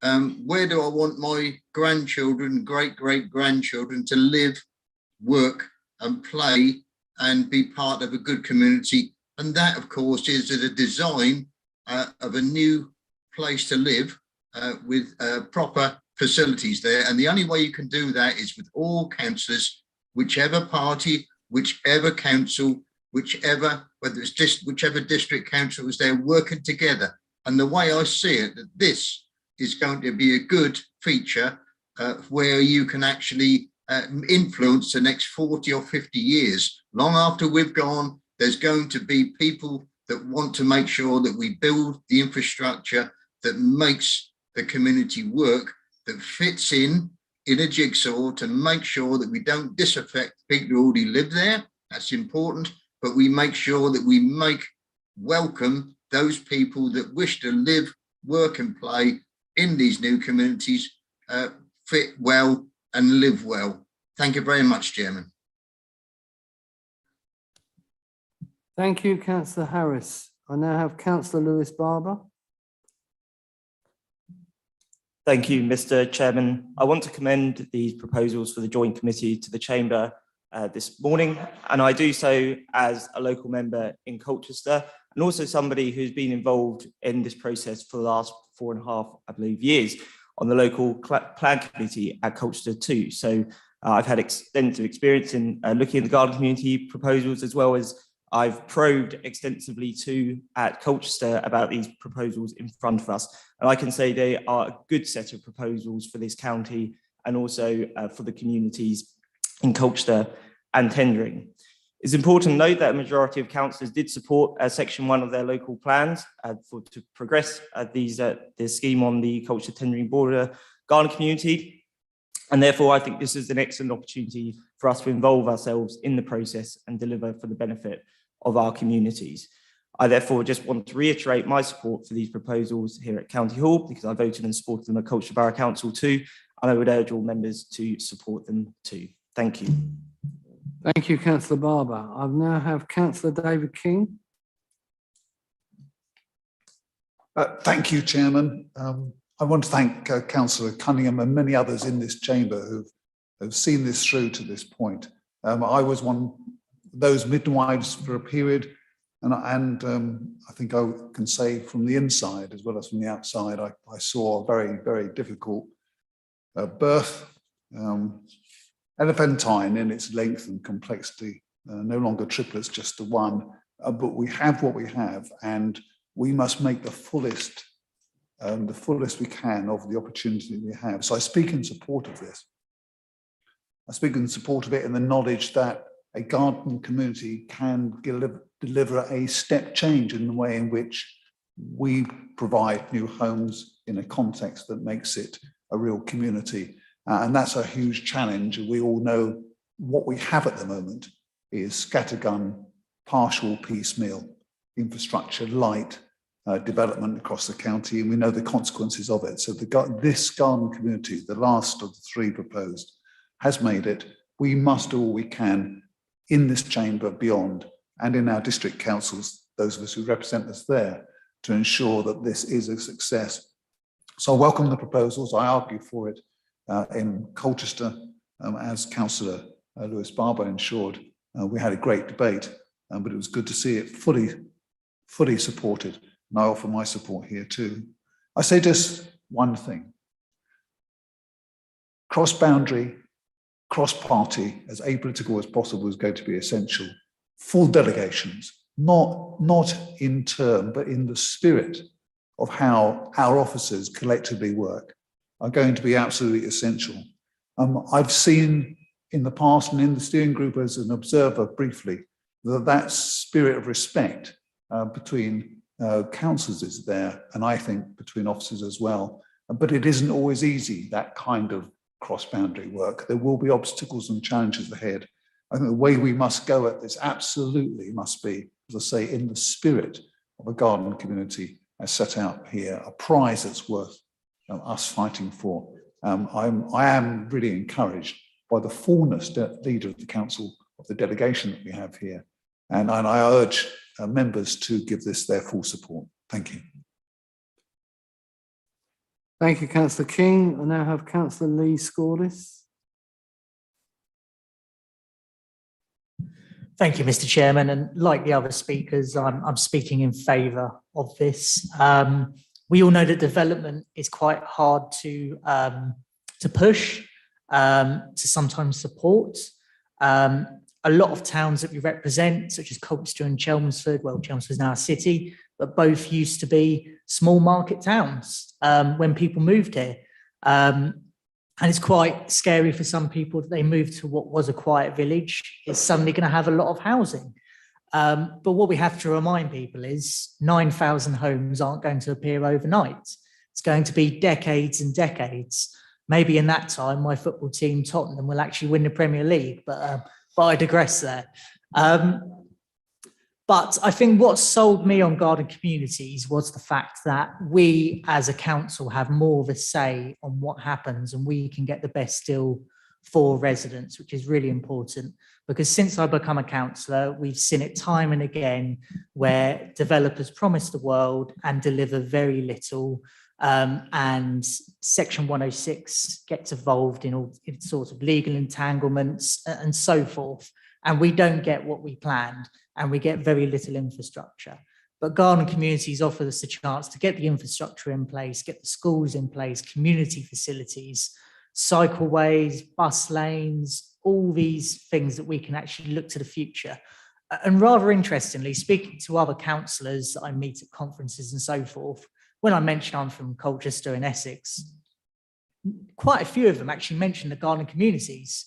And I have to kind of give them that look of how do you know about that? How boring is your life? But obviously, they're quite interested in how radical Essex and especially the east side of Essex is being in these proposals. I mean, I say it's quite disappointing. Some may disagree with me in Colchester that we didn't get the West Hay development. I thought that was a good chance to build more good communities. But hopefully we can set the standard for the future of house building in Britain and show actually that councils can not only do as good a job as developers, but a better job that meets the needs of local communities and local people. And it's great that we have councillors on board because we are the representatives of our communities. I would argue it would be good that local members did have a vote on this because they're the ones that will be getting the grief, but arguably won't have a vote unless they are one of the ones that we appoint. But again, very happy to support what is a progressive idea. Thank you, Councillor Scordus. Finally, I have Councillor Carlo Guglielmi. Thank you, Mr. Chairman. And I would like to say thank you to all those members who have spoken in favour of this scheme, which has taken several years to progress. Councillor Harris, I do appreciate your kind words. The joint working has really been the key to enabling the progress of the scheme. Councillor Scordus, I like the optimism and the support for the provision of the necessary infrastructure. Councillor Henderson, absolutely right. We had some very good debates, and I can assure him that scrutiny and support for skill creation and the use of local business for the supply chain will be very much on the forefront. Councillor Barber for his support here and your role at Colchester for your contribution to the debate. And Councillor King, we do miss him greatly on the group. His contributions have been invaluable, and I totally agree with him that cross-party working can be done, albeit that's a lot of patience and a lot of work's got to go into it. As the only surviving member of this project from the offset, Mr. Chairman, I'd like to state what a great journey this has been, especially when considering that only a few years ago, both Colchester and Essex lodged very strong objections to tendering local plan. But as we can see, things have moved on massively, and we're now proposing formalising this partnership. We'd also like to pay tribute to our Braintree colleagues and for their time, efforts and resources they put into while working with us. They were one of the founding members of the North Essex Gardening Community Limited, and it's a great shame that unfortunately our partnership had to be severed by one individual, but we will not go there. The alternative of not setting up this joint committee is to leave things as they are. But frankly, Chairman, it would be impractical. It would be creating delays and produce this joint decision-making. Not only this embraces the duty of cooperation, but it also sends a very strong and confident message to government of just how serious we are to get this project delivered. And as we've heard from the speakers, this will be our gift to our generation to come. If you think that this will still be being delivered in the next 50, 60 years, it just gives you an idea of just how big it is. The proposals have been already agreed by Tendring and Colchester councils, as we've heard, and hopefully we will do the same here today. The opportunities are endless, Mr. Chairman, and we are looking and intending to actually invest in our commercialization program in setting up some support industry or other for the government community. So I urge everyone to support this, and I thank you, Mr. Chairman. Thank you, Councillor Guglielmi. Councillor Wagland, do you wish to come back?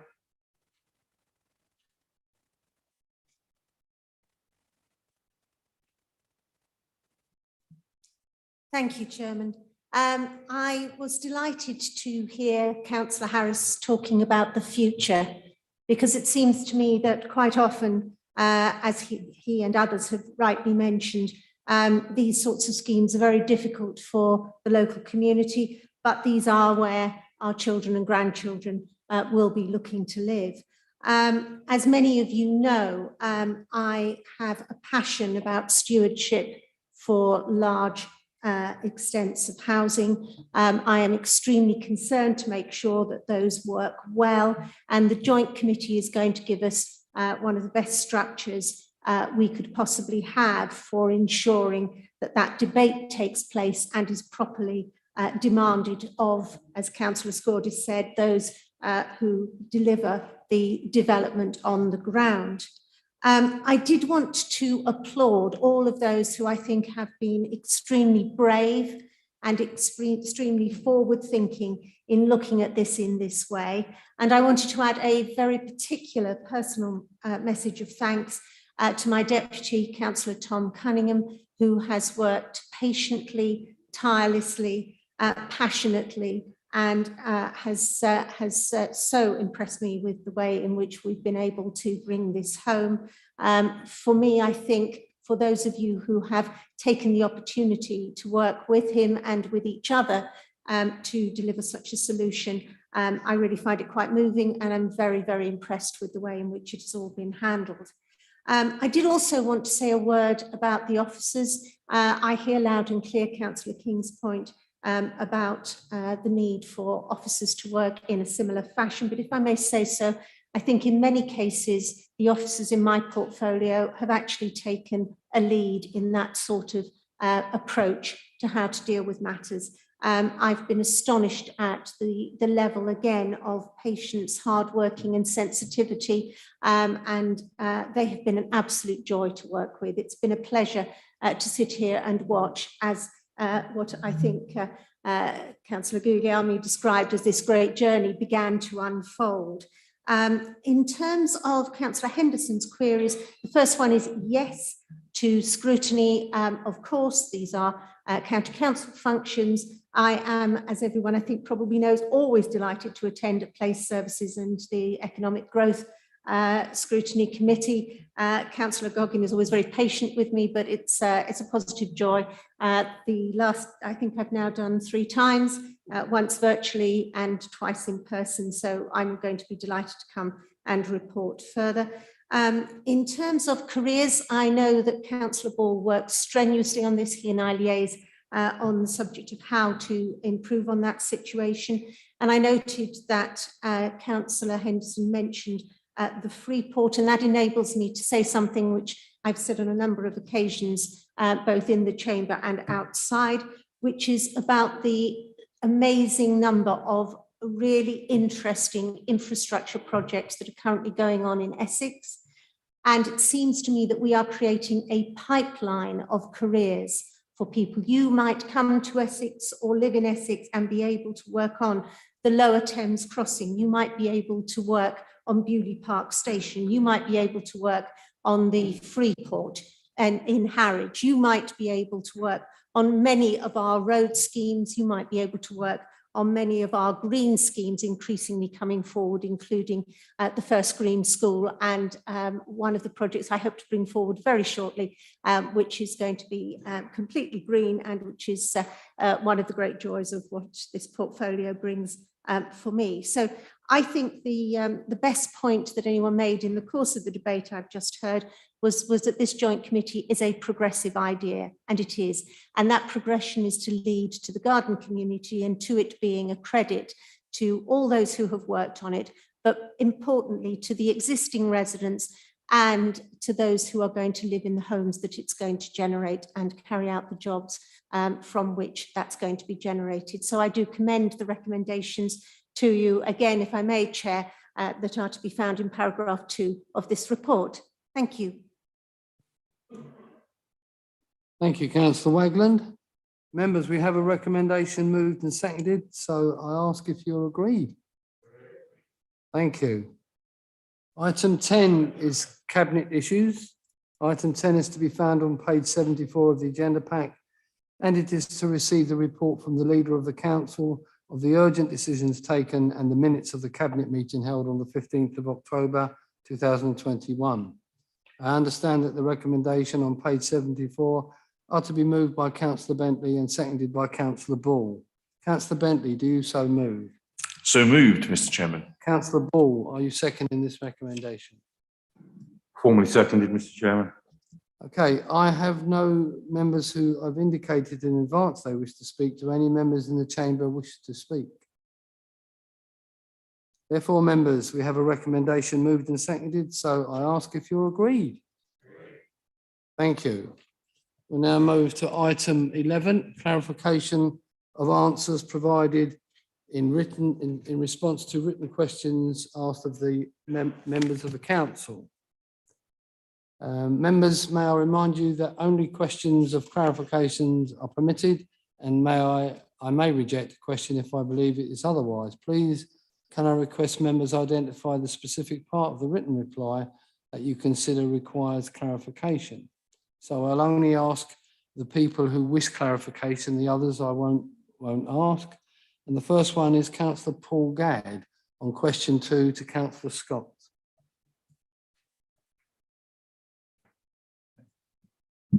Thank you. There's a couple of bits which I would like clarification on, please. One is your reply, for which thanks, says that future maintenance is scheduled, but doesn't say when. So there are two issues on that. One is if you can give an indication either now or later on when.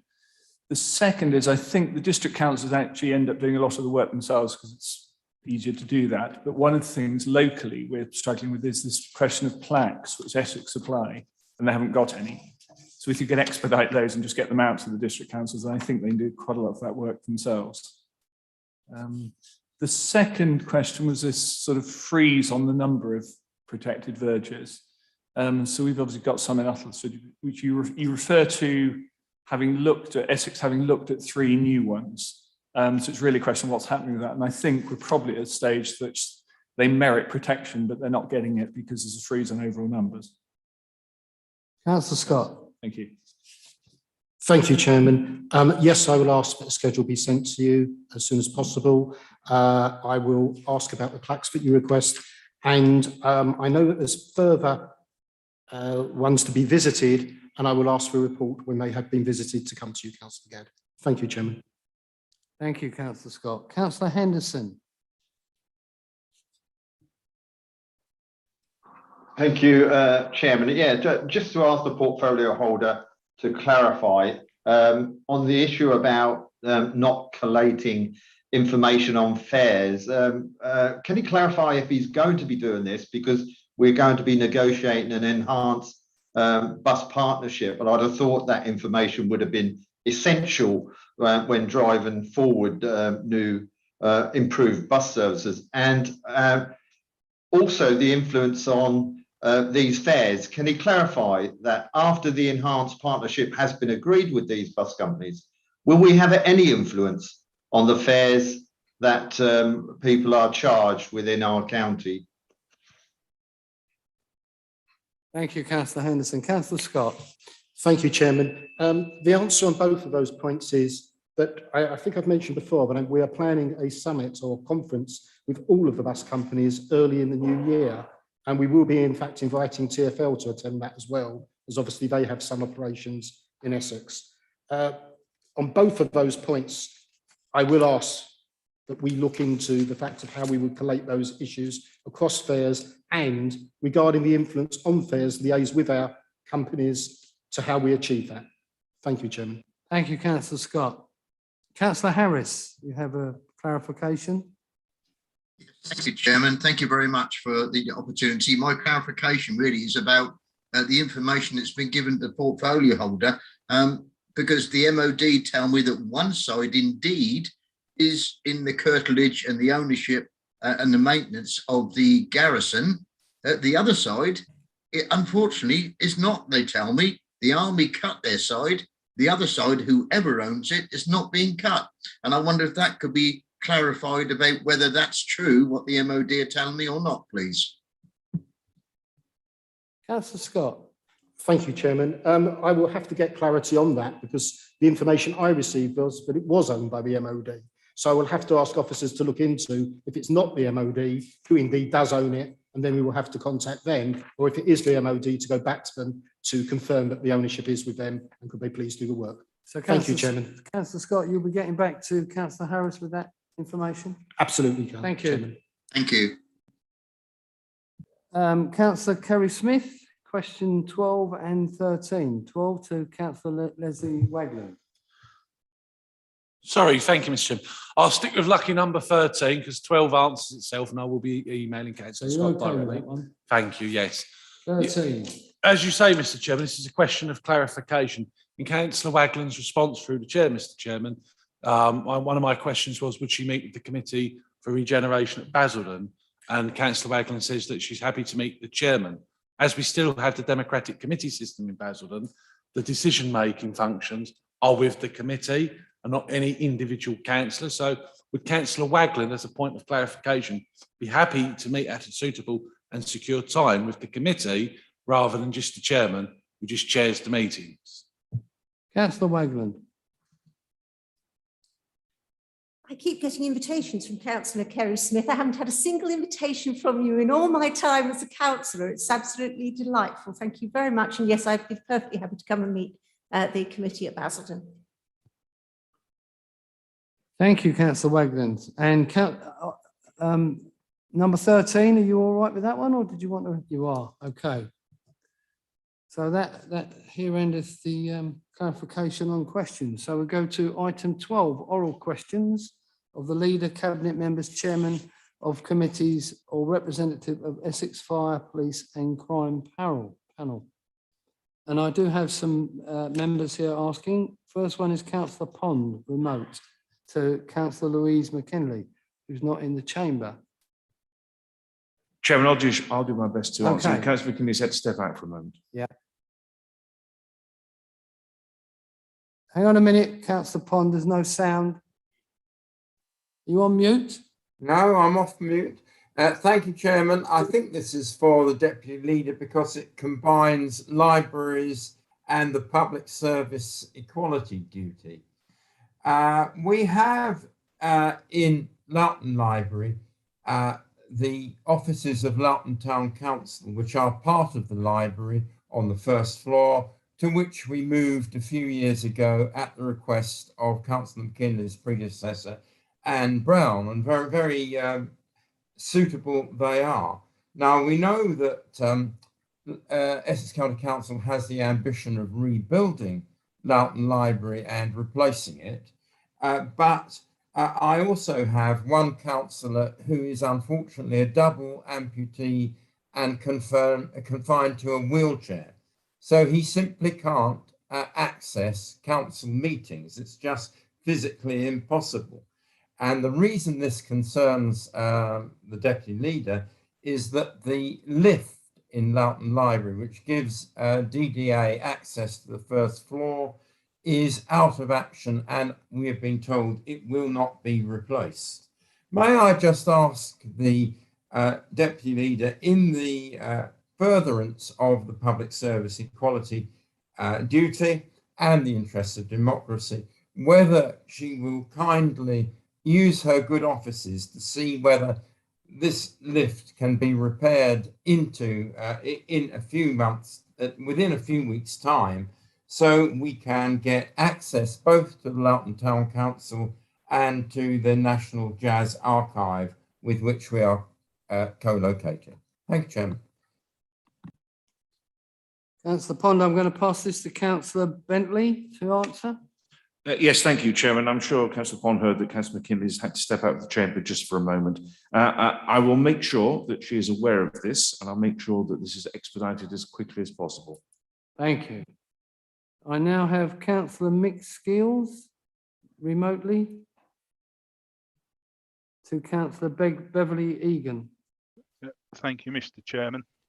I have a question. Essex was recently inspected in relation to children's services. I understand this was specifically in relation to the care leavers.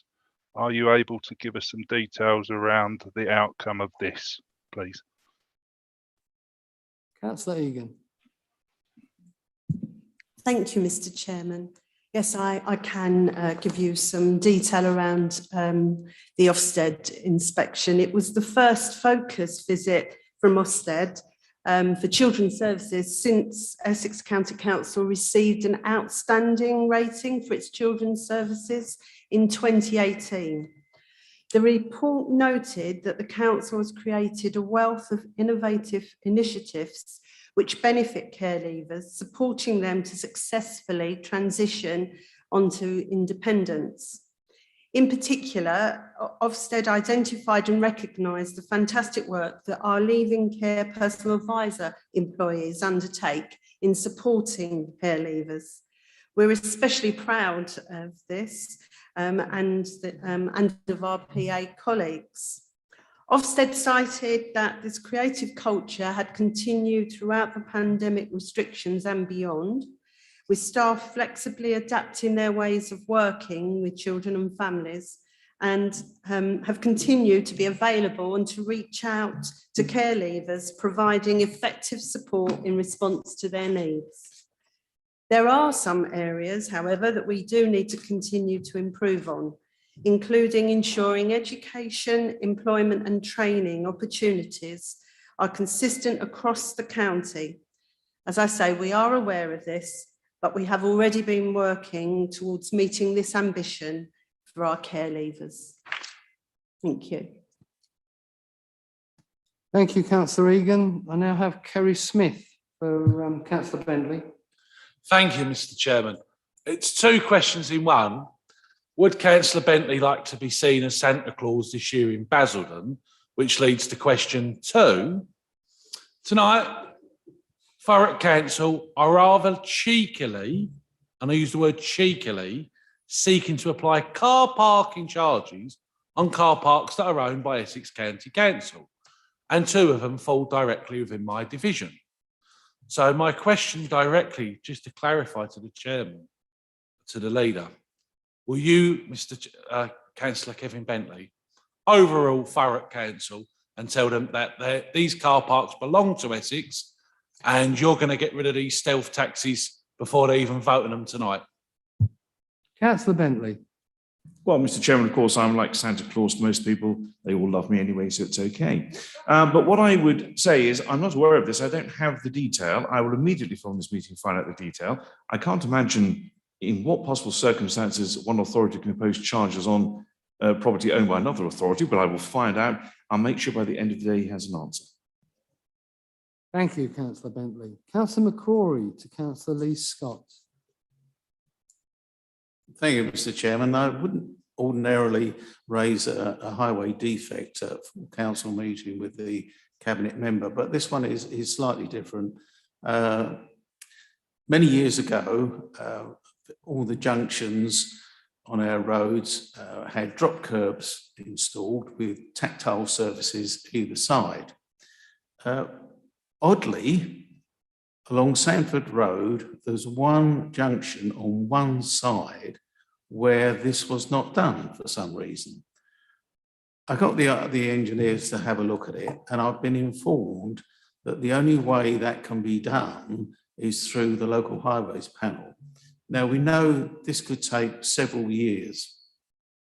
Now, I would have thought the county council, under its obligations for equality, disabilities, would pick up something like that separately to having to rely on the local highways panel. I wonder if he could give me his thoughts on that. Thank you. Leader, over to you, Councillor Bentley. Oh no, it's Councillor Scott, beg your pardon. All right, Councillor Bentley just had a cardiac arrest there. Thank you, Chairman. I'm quite happy if Councillor Bentley wishes to answer it. Councillor Mccrory, I actually agree with your concerns on this. I will ask officers to relook at this immediately for you, if that's okay, and I will come back to you with a response. I'm not sure of the reasons behind it, but I will find out. Thank you, Chairman. Thank you, Councillor Scott. Are there any other members in the chamber who wish to ask an oral question? Okay, so thank you for your support and patience with today's meeting. I know it has been challenging, but I am grateful for your assistance today and prior to the meeting. For those members who are here in the chamber, please can I ask you to maintain social distancing as you leave the room and the building, and continue to wear your face mask while moving around.